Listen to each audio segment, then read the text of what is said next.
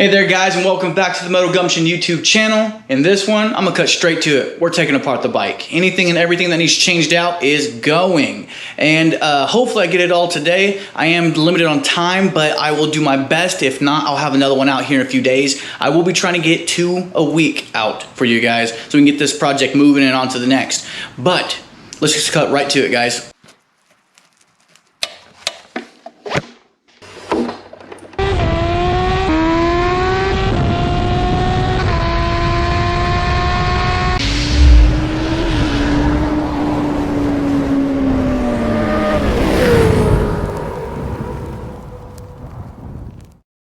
Alright guys, so before I actually start on the project again and just start disassembling, I just want to say thank you for the support. We almost have 100 subscribers, which actually grown pretty quick. This is my 4th video, which is nice. I see that the like buttons are working. You guys are helping with the comments. If you like what you guys see, there will be more performance and racing and stuff going on. I just gotta get these builds going. So if you like what you see, please subscribe, like, and do all that fun action. Do as you please. But let's go ahead and get right to the action.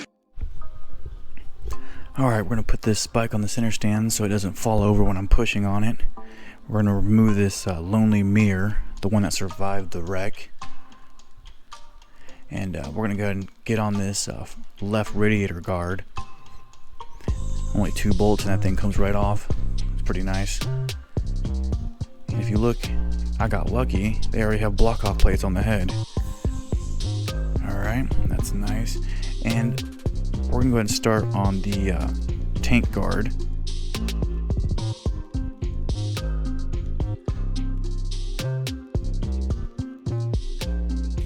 It's actually 5 bolts, but there's only 4 in place right now.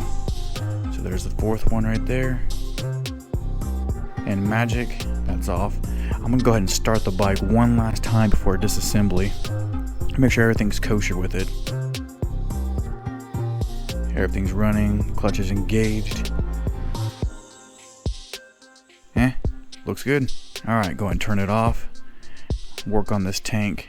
There's 2 breather lines from the tank for ventilation. There's 1 fuel line as it's not a return system.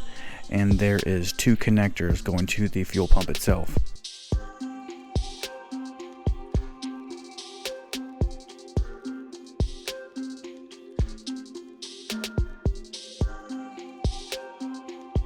The fuel line is actually pretty snug, but it's nothing you can't get. I have a rag handy for catching of the gas that comes out. Not a lot happens. Not a lot drips out of there. It's self-sealing actually. Next is the connectors, and there's just unrouting the breather lines. After that, just removing the pivot bolt, and the tank's off.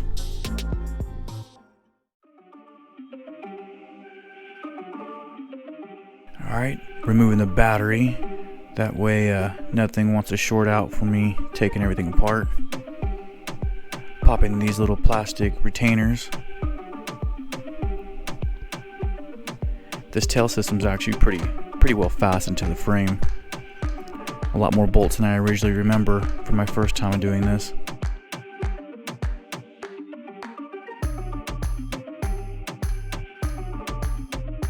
My best to cut out all the extra film. We don't need to see that.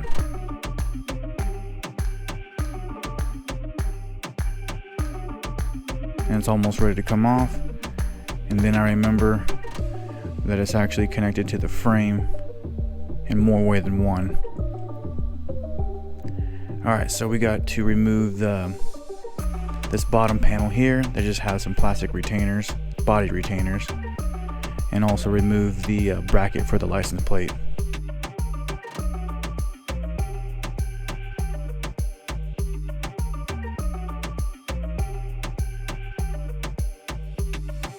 Pop, pop, pop. Just like that, it's magic.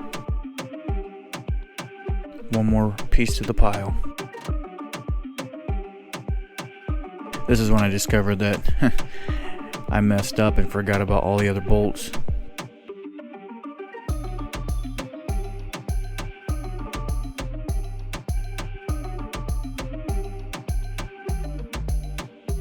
We're actually just going to remove the tail piece and leave the frame that it's connected to on the bike, as I can just drop on the new tail piece without having to take that off. reverse order right here.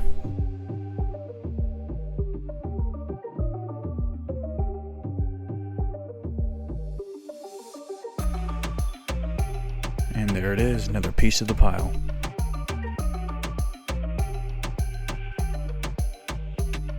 Alright, gonna go ahead and start draining the coolant. Little dribbles. Gotta go ahead and undo the radiator cap to help it depressurize.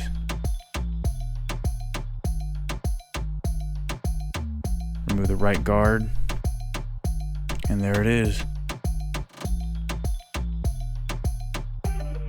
The coolant in this is actually pretty clean. No corrosion or buildup or gunk in the system, which is really nice. Knows the engine's pretty healthy and clean in there. Removing some of the radiator hoses that are fastened to it. Radiator system here is actually pretty simple to take off.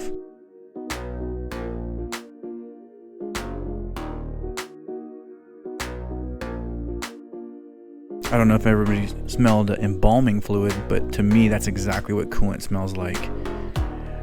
High school days when we got to go see a cadaver.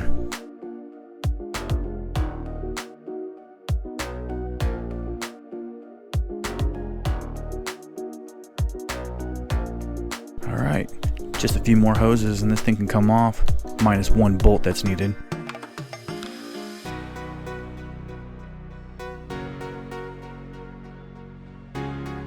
Oh yeah, kind of forgot about the fans. Those are connected too. So I gotta unroute the wiring in there, which is actually pretty cramped. I managed to get it with some hassle. And of course the right fan, which is a lot easier, thank God.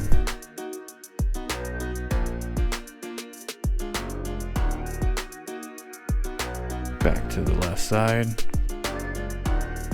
Now we can get that bolt I was talking about. Drain the rest of it.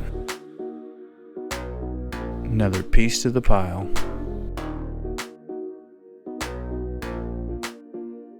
Not too bad looking so far. Made some good progress already. Where we'll be touching those, getting those passenger pegs off in the fender as well. Now to the front fender. It's really only 3 bolts per side.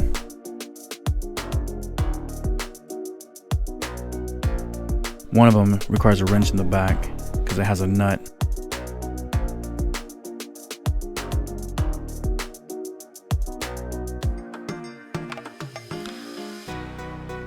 Again, 3 bolts.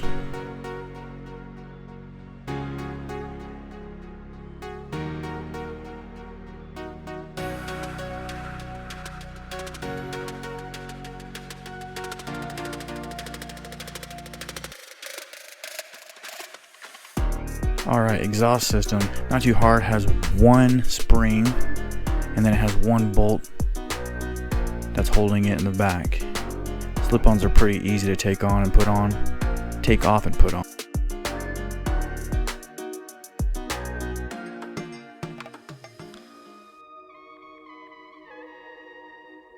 Slips off. Alright, now to the main exhaust system. 1 bolt on the left side and right side, which I've already taken off. I'll also have to be taking off or undoing the O2 sensor.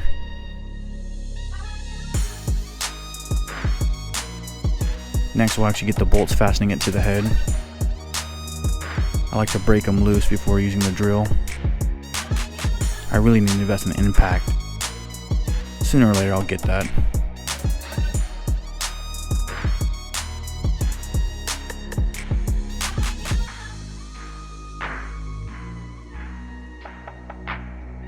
Here you can see some of the actual the gaskets pop out too. Copper gaskets that help seal up the exhaust ports. 1 per cylinder really. Alright, there's the other 2.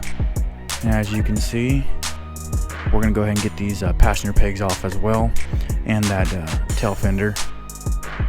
2 bolts per passenger peg, and the fender actually has 3, but pretty simple all in all. And we're almost done actually.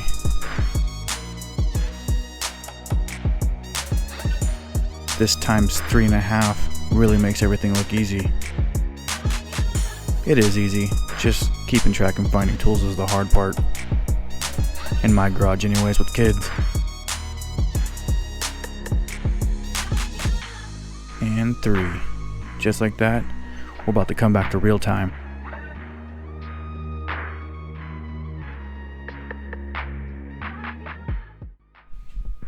Hey there guys, and welcome back to real time. No more of that fast forward stuff. If you guys like what you guys are seeing and you guys want to see more, hit that subscribe button, give it a thumbs up, like that sucker, and share with your friends, all right? Help this channel grow and help the project and help the process. All that kind of stuff helps the YouTube algorithm and helps me get further out there for everybody to see. So do what you guys can if you guys want to. Thank you. But as you guys can see, we got a lot done today.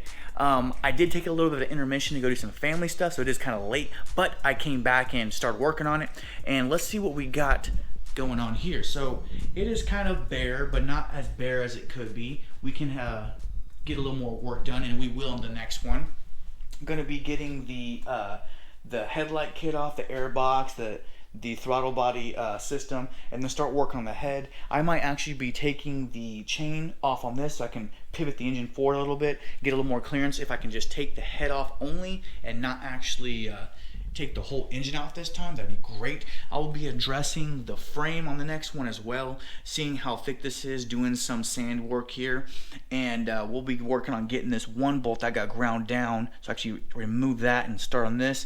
Hopefully I get my clutch cover in so we can also pop that on and make sure that's actually, I might just be leaving that until we actually need to remove it. But this is where we're at, guys. So I will be kicking out another video here in the next 2 to 3 days. I am not letting this thing roll over a whole nother week. I want to get this project going. I want to get you guys the entertainment that you guys want. Hopefully this helps grow the channel. And if you guys like what you see, you know what to do. See you guys on the next one. Later.